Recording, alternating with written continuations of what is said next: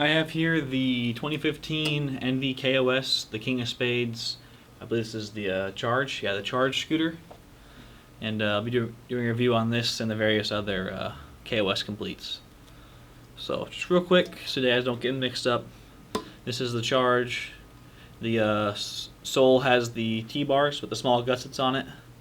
And the Heist is the silver and teal one with the aluminum handlebars. That's pretty much the only difference on the scooters is the bars and the clamp. This has the bigger clamp, and the Heist will have the shorter double clamp. Other than that, it's gonna be all the same, just different colors. So they all share the same Envy grips, just like the Prodigy and just like the Colt.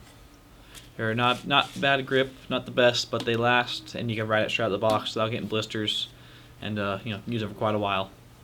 So that's always good. Handlebar size. They finally raised the bars on these things. They're 24 high and 22 wide. So you can fit a wide variety of riders on this. So, me personally, I ride 25 high. 24 high isn't much of a stretch. It's only an inch lower. Not too bad. So I'm still comfortable on this thing, and it feels just right. The width at 22, I ride on my dirt scooter. I ride 26, but normally on a normal scooter, I ride about 24. So 22 is a little smaller, but most kids my size probably won't have this thing, but if you were my size, you could still fit on it comfortably. If you need the bars a little smaller, of course, we can always cut them down for you here at the shop, whether they order in-store or online. Clamp. They have this one has the Envy quad clamp, and then the Heist uses the double clamp. I mean, really, I think this is overkill for a clamp. You don't really need 2 bolts. This one has 4, and it goes much higher than the slit. So anything over the slit isn't helping compress the bar anymore. It's just kind of there for looks. So, I mean, really just adds a little more weight to the scoot. But other than that, it looks nice. The top cap's built in, so it's a nice, flush, clean look. But I wish they would do a normal double clamp instead of this big thing. Headset sealed, Envy headset. Those are good to go, smooth, and integrated. I mean, that's normal nowadays. The forks. They use an IHC fork. They're aluminum and one piece CNC'd and forged. 125 compatible, and they run the IHC compression. So if you get this scoot and want to upgrade the forks later on, just remember that the fork tube is thinner because it's IHC, and you'll need to get a new pinch ring for the headset if you can find one, or a whole new headset in general. So that's the only downside to IHC. Wheels.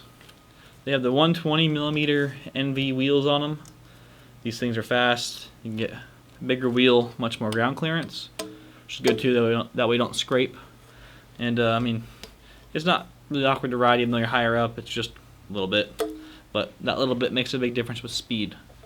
So these things are 125 compatible. They come with 120s out the box, which is good to go. We'll be getting a couple of these wheels in. Actually, by the time you see this review, we probably already have them online. But they're good wheel, 88A, and at 120mm, they're going to be fast. The deck is the King of Spades deck. I believe it's 4.5 wide and 19.5 long. Let me double check.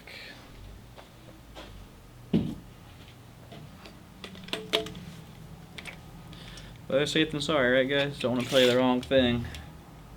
Okay, so we got just under 20 long, it's about 19 3/4, and 4.5 wide, which is pretty much the normal size these days.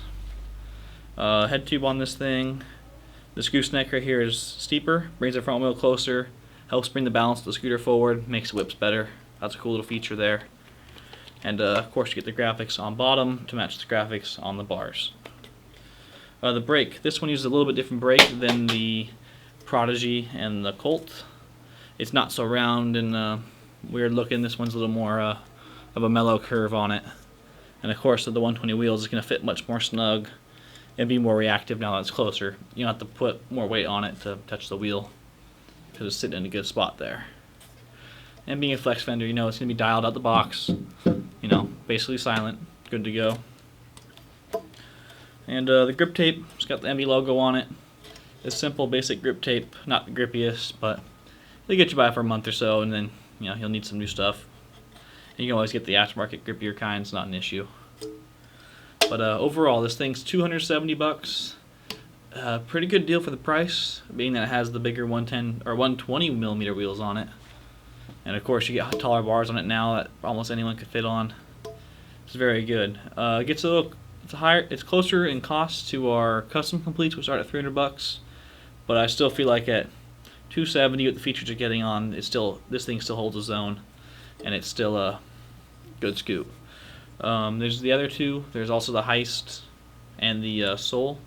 Check those out as well online. I'd show you, but we just got these things in. They sold out pretty much the next day, so they're moving quick. So this thing's gonna be very hot this Christmas. So any chance you get to buy one, I'd say do so. At $269.99, you're getting one hell of a scoop. And you know, Envy always backs their stuff up with quality. They've really improved a lot over the years. So good complete. Got anything else you want me to review? Comment below. Make sure it's something we sell, and make sure I haven't reviewed it already, because we've gone through quite a bit on this channel. We got something like 500 something videos, so half the stuff you want, it's probably already been done. Cool. So I'll see you guys next week.